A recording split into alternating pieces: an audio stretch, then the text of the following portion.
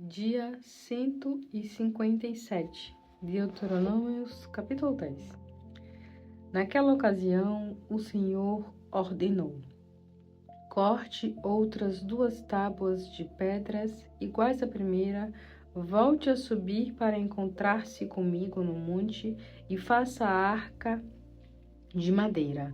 Nestas 2 novas tábuas escreverei os mesmos mandamentos que estavam nas primeiras tábuas que você quebrou. Depois coloque-as na arca.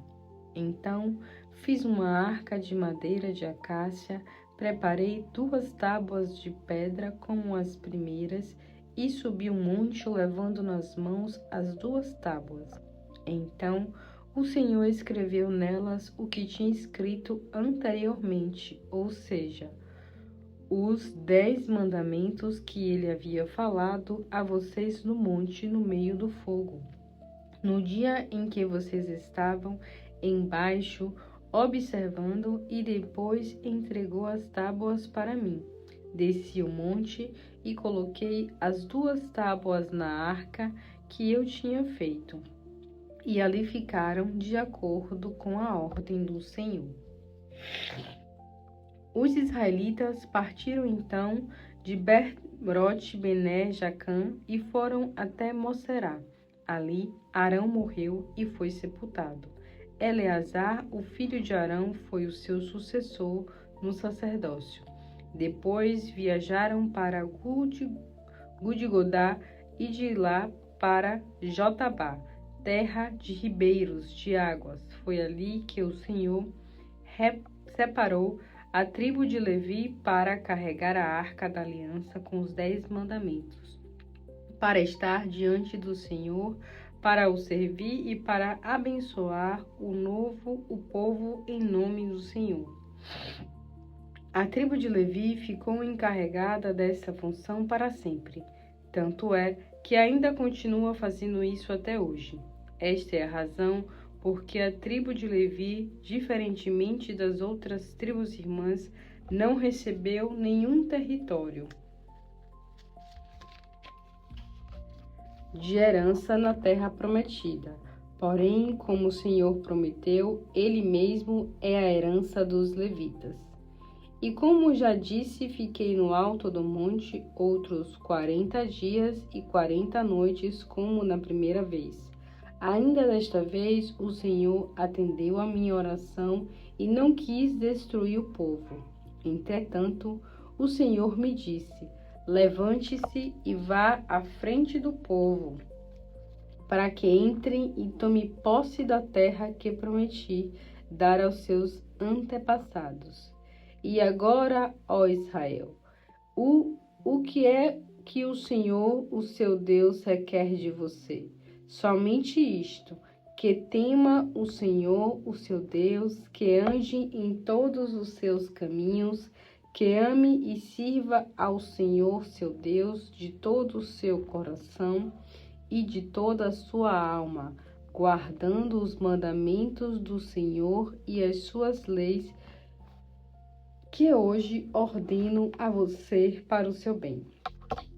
Pense nisto: ao Senhor, seu Deus, pertencem os céus e os céus dos céus, a terra e tudo que nela existe. Contudo, o Senhor amou tanto os seus pais dentre os povos que escolheu vocês, descendentes deles, como é evidente hoje. Portanto, tratem de purificar os corações pecadores de vocês e deixem de ser rebeldes, pois o Senhor, seu Deus, é o Deus dos deuses e o Senhor dos senhores, o Deus grande, poderoso e temível, que não faz acepção de pessoas e não aceita suborno. Ele faz justiça aos órfãos e às viúvas. Ele ama os estrangeiros, dando-lhes alimento e roupa. Amem também os estrangeiros, pois vocês foram estrangeiros na terra do Egito. Temam o Senhor, seu Deus, e sirvam-no. Apeguem-se a ele e façam seus juramentos somente em nome dele. Ele é sua canção de louvor e o seu Deus. Foi ele que fez os gloriosos e impressionantes milagres que vocês têm visto. Quanto aos nossos antepassados, desceram ao Egito, eram apenas 70 pessoas. Mas agora o Senhor, seu Deus, o tornou tão numeroso quanto as estrelas do céu. Salmos 94. Ao Senhor pertence a autoridade para castigar. Ó Deus vingador, faça brilhar a sua glória. Levante-se, ó juiz da terra, e julgue os homens, castigue os orgulhosos, como eles me merecem. Até quando deixará os maus sem castigo? Até quando os perversos se alegrarão de suas maldades, Senhor? Falam palavras duras e arrogantes. Eles se orgulham em contar os pecados que cometeram. Pisam o seu povo, ó Senhor, e maltratam os seus escolhidos. Matam as viúvas e os estrangeiros, assassinam os órfãos. E pensam: o Senhor não vê o que estamos fazendo? O Deus de Jacó não dará a menor importância. Vocês são tolos. Quanto será que vão entender as coisas e se tornarão sábios? Se foi o Senhor que formou e o ouvido, será que ele não pode ouvir? Se foi o Senhor que formou o olho, será que ele não pode ver? Aquele que julga e castiga as nações não vai castigar todas elas? Ele dá conhecimento aos homens. Como poderia deixar de saber o que vocês fazem? O Senhor conhece os pensamentos do homem e sabe que eles não passam de ilusão. Como é feliz o homem a quem o Senhor corrige e ensina sua lei.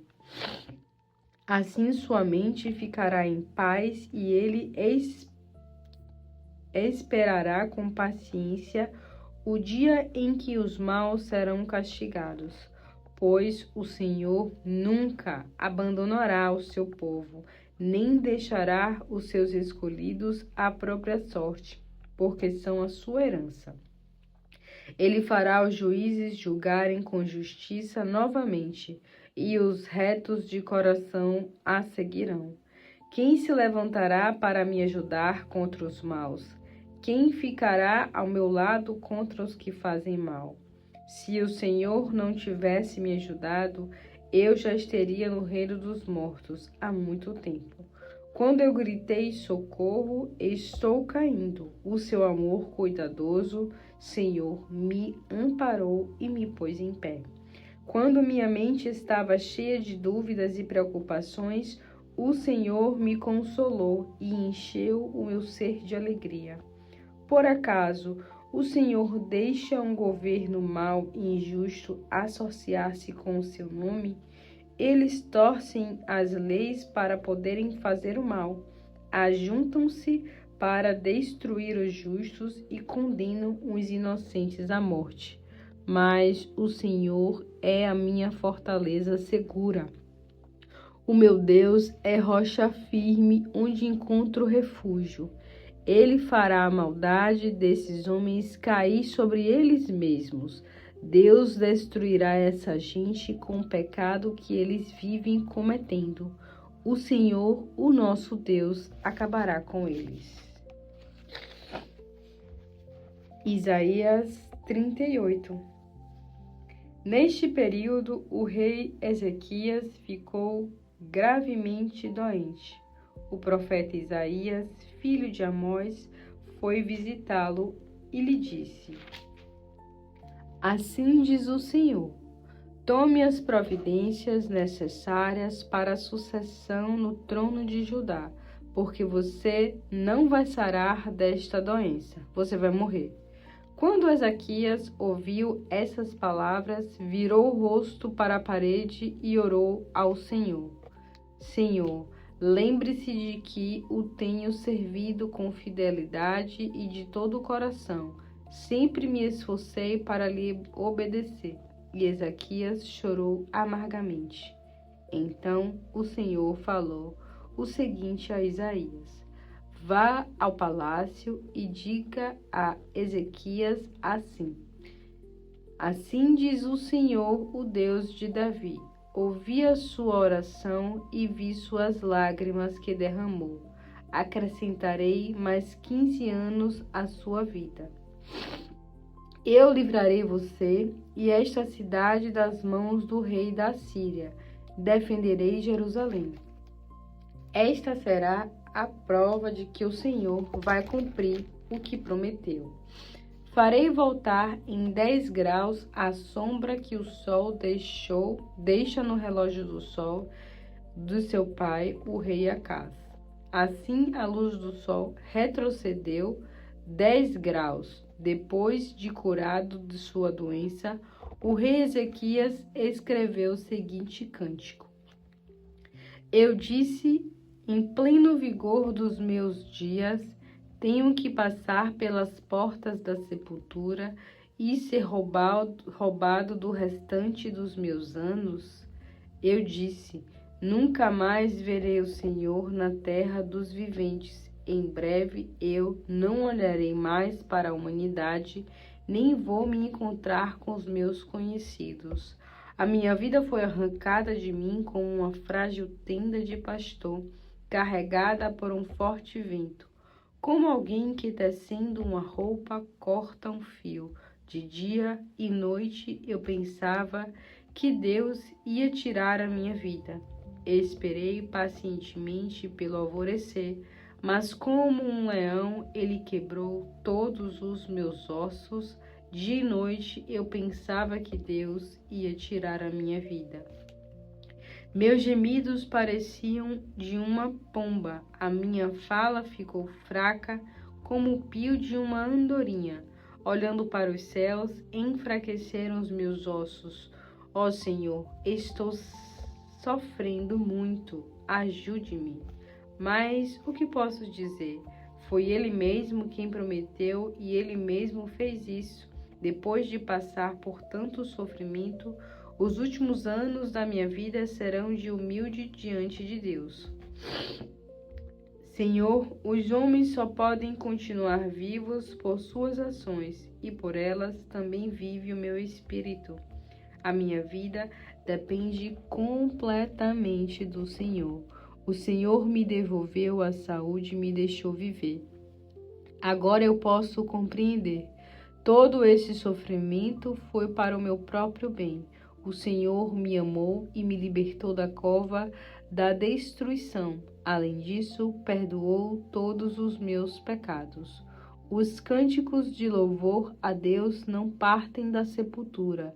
Aqueles que descem à cova já não podem mais esperar e confiar no Senhor.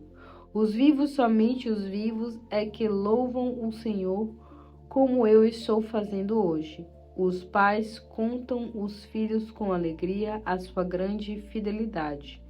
O Senhor veio me salvar, Ele me curou, por isso eu o louvarei todos os dias da minha vida, no templo do Senhor, acompanhando de instrumentos musicais.